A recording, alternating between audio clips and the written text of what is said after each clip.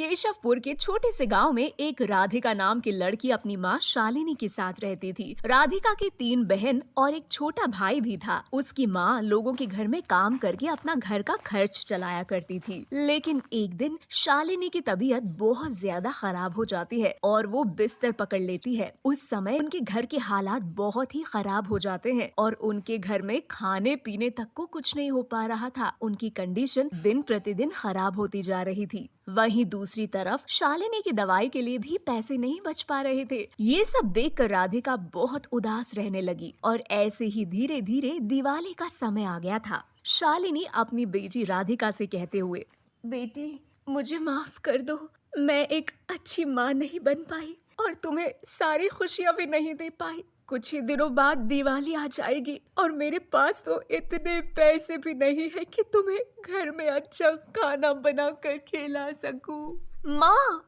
आप ऐसा क्यों सोचती हो? मुझे नए कपड़े या पकवान नहीं चाहिए, बस आप जल्दी से ठीक हो जाओ, मेरे लिए तो उतना ही काफी होगा। माँ, मैं भगवान का शुक्रिया अदा करना चाहूंगी बेटा, क्योंकि भगवान ने मुझे तुम जैसी एक समझदार बच्ची दी है। तो क्या हुआ अगर हम लोग गरीब हैं, लेकिन हम लोगों के पास एक दूसरे के लिए बहुत सारा प्यार तो है ना। सही कहा माँ आपने, लेकिन मैं तो ये बात समझती हूँ, लेकिन मेरे छोटे भाई बहन, उनके लिए ये सब देखना बहुत कठिन है माँ। तभी उसके छोटे भाई बहन आते हैं और राधिका से कहते हैं, दीदी दीदी, इस बार दिवाली के त्योहार पर आप हमारे लिए ढेर सारे बम पटाखे लेकर आओगी ना? और हमारे पास बहुत सारे पुराने कपड़े हैं, क्या इस बार आप हमें नए कपड़े दिलवा दोगी दीदी?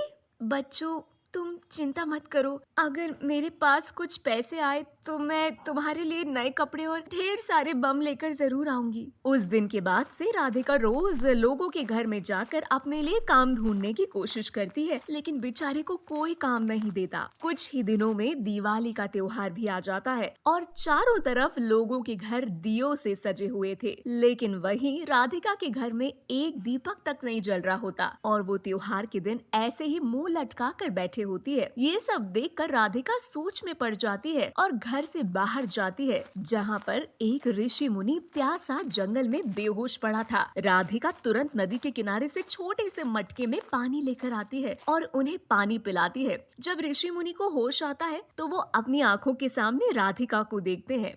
बेटा, मैं तुम्हारा ये उपकार कभी नहीं भूलूंगा। आज तुमने मुझे दूसरी जिंदगी दी है। अगर तुमने आज मुझे पानी नहीं पिलाया होता तो शायद मैं भगवान को प्यारा हो गया होता। कोई नहीं मुनि जी, ये तो मेरा फर्ज था जो मैंने निभाया है। अगर मेरी जगह कोई और होता तो वो भी आपकी जरूर सहायता करता। नहीं बेटा नहीं, तुम्हारा दिल बहुत साफ है जो तुमने बिना संकोच किए मेरी मदद की। लेकिन आजकल कोई किसी की बेवजह मदद नहीं करता बेटा। अब जब तुमने मेरी मदद की है तो मेरा भी तो फर्ज बनता है कि मैं तुम्हारे लिए कुछ करूं। तो बताओ बेटा, तुम्हें क्या चाहिए? नहीं नहीं मुनि जी, मुझे कुछ नहीं चाहिए। बेटा, मैं तुम्हारा चेहरा देखकर बता सकता हूँ कि तुम बहुत परेशान हो। लाओ मुझे अपना हाथ दिखाओ। जब ऋषि मुनि राधिका का हाथ देखता है तो वो उसके बारे में सब कुछ जान लेता है। बेटा, तुम तो बहुत ही संकट से गुजर रही हो, ऊपर से तुम्हारी माँ जी की तबीयत भी ठीक नहीं है, जिसकी वजह से तुम्हारी माता काम पे भी नहीं जा पा रही। मेरे पास इसका एक उपाय है। तभी ऋषि मुनि एक जादुई अनार बम बनाता है